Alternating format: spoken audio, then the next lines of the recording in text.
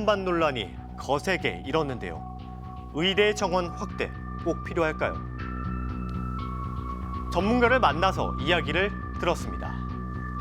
지난주에 일부 언론사들이 그 의대 정원에 대해서 이렇게 발표가 나왔었잖아요. 그래서 되게 의료계에 당혹했었고 특히나 학생들이라든가 정보 중심으로 되게 그에 대해서 거기에 대해 많이 분노가 높았습니다. 의대 정원 증원이라는 게 저희가 2025년부터 한다 하더라도요.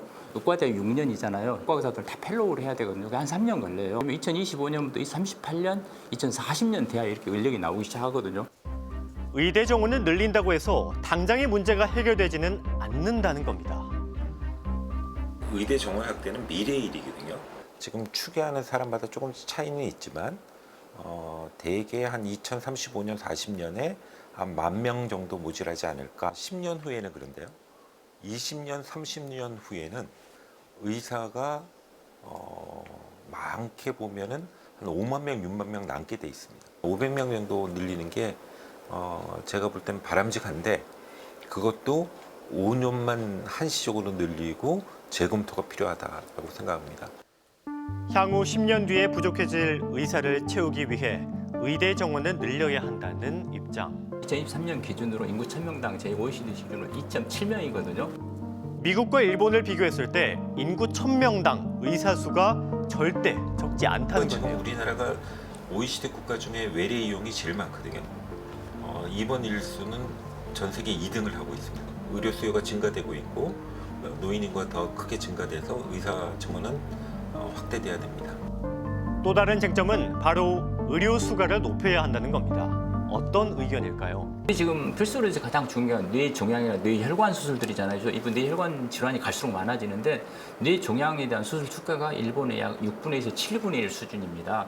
그리고 뇌동맥류 요새 급증하고 있는데 거기에 대한 수가도 6분의 1에서 7분의 1 수준이고요. 그럼 수가가 너무 낮습니다. 일단 필수 의료과는 일단 수가가 재원이 투입돼야만 이게 살아날 수가 있습니다. 수도권은 아마 그렇게 올려주면 어느 정도 필수 의료 인력이 확충되리라고 보십니다. 근데 지방은 아니거든요.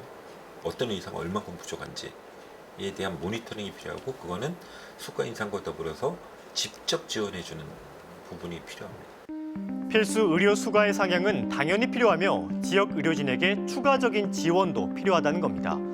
의료인의 법적 부담 완화도 이번 정책에 포함됐는데요. 지난 2017년에 있었던 대형 병원 신생아 4명 사망 사고로 소아청소년과 의료 인력이 급감했기 작년 때문입니다. 12월에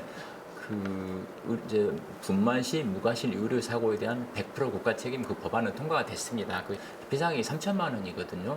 사실 우리 지금 최근 들어서 참 이게 의료사고, 분만사고 했을 때 10억 나오고 17억 나오고 막 이런 상황인데 3천만 원 가지고는 사실 너무 턱없이 부족하거든요. 조금 더 구상하기 현실적으로 가야 되지 않나 생각하고요. 의료인의 법적 부담이 완화되는 것은 꼭 필요하지만 보상 금액이 현실화되어야 한다는 지적입니다.